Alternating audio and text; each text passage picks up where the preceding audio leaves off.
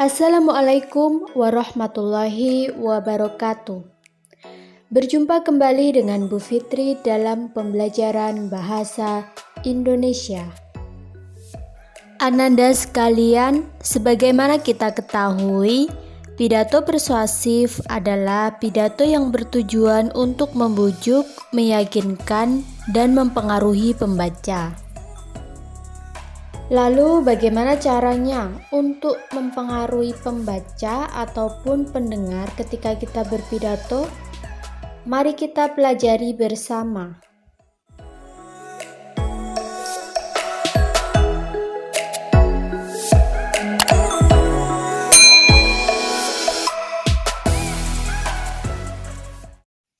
Ananda sekalian, coba kita perhatikan terlebih dahulu penulisan kata memersuasi. Kenapa tulisannya memersuasi, bukan mempersuasi? Perlu Ananda ketahui dalam penulisan tata bahasa Indonesia, apabila terdapat kata dasar yang berawalan KPTS mendapatkan imbuhan menasal yang meliputi me, mem, meng, maka huruf KTSP tersebut luluh atau melebur, sehingga kata dasar persuasi yang berawalan huruf P mendapatkan imbuhan menasal menjadi memersuasi, bukan mempersuasi. Lalu apakah yang dimaksud dengan cara memersuasi dalam teks pidato persuasif? Cara memersuasi dalam teks pidato persuasif merupakan langkah yang diambil oleh pembicara, orator, atau orang yang menyampaikan pidato untuk mempengaruhi pendengarnya. Ada 3 cara untuk memersuasi dalam pidato. Yang pertama menggunakan pendekatan etika, yang kedua emosi, dan yang terakhir logika. Mari kita bahas lebih rinci ketiga pendekatan tersebut. Yang pertama adalah menggunakan pendekatan etika. Pendekatan etika ini berkaitan dengan hak dan kewajiban moral atau akhlak. Maksudnya adalah menyentuh audiens, pendengar ataupun pembaca teks pidato melalui nilai-nilai moral dan kebenaran yang harus ditegakkan. Misalnya pada kutipan teks pidato berikut ini, kemalasan adalah penyakit utama kesuksesan. Memelihara kemalasan di dalam diri kita sama halnya dengan menabung kegagalan yang akan kita panen di masa depan. Anak-anak coba perhatikan kutipan teks pidato tersebut. Terdapat kata kunci sama halnya.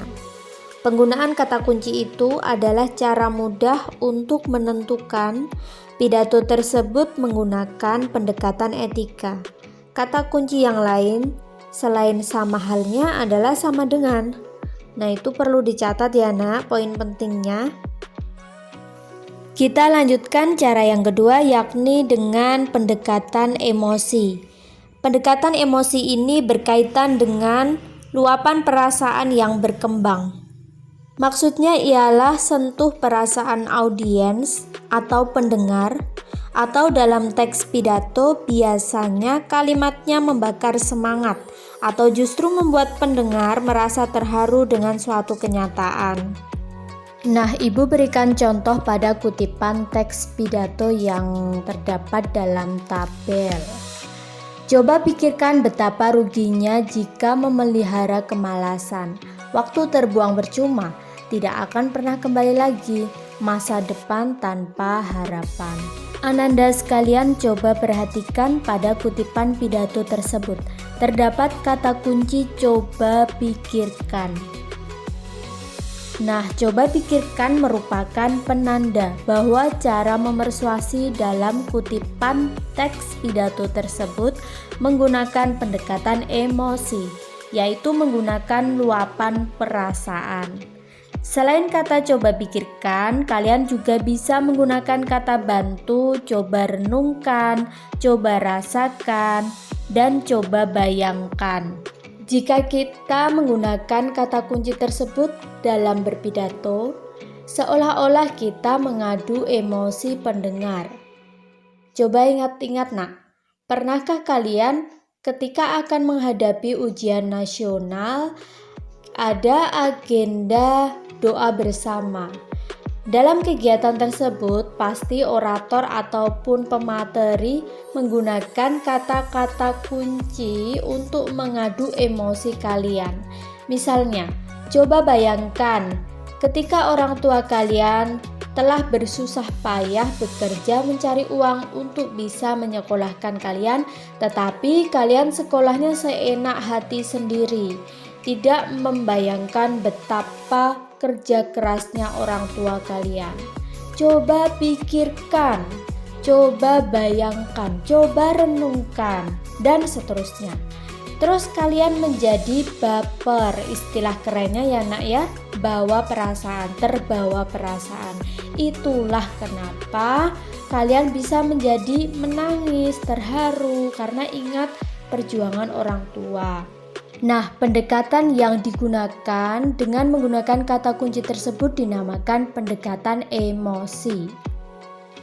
Yang ketiga atau yang terakhir ialah cara memersuasi menggunakan pendekatan logika, yaitu berkaitan dengan jalan pikiran yang masuk akal.